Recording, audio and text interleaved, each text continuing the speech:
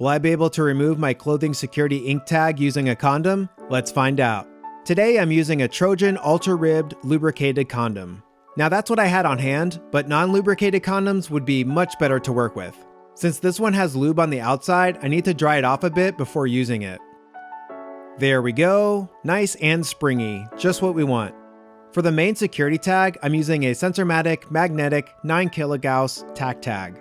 These tags require super strong magnets to open. For the ink tag, I'm using a Sensormatic sensor ink featuring red and black colors and clear housing. On the bottom, you can see the multiple holes that the ink is designed to leak out of, as well as the serrated pin.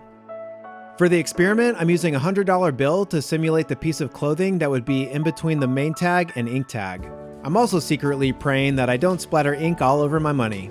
I poked the ink tag through the dollar bill and then used the main tag to lock the two together. As you can see here, they are not coming apart.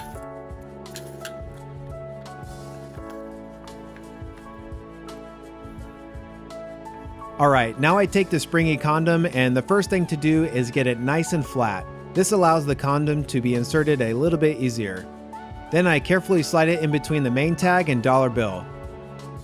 There isn't much space for the condom to be inserted, but that's also what allows this hack to work. I'm carefully doing this because we all know that a ripped condom isn't fun for anyone.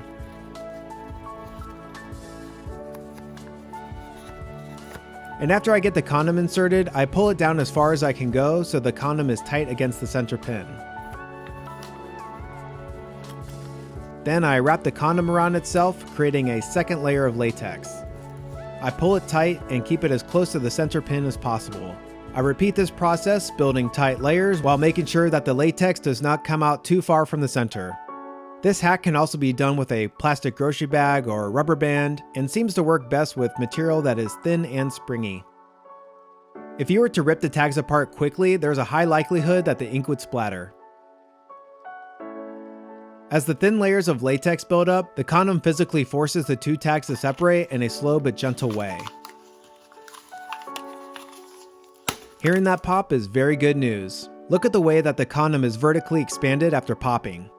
Then I turn around the ink tag to see if I busted the ink, and lucky for me and my money, it's still intact. What other ways do people use to remove security tags? And comment below if you want me to try another method.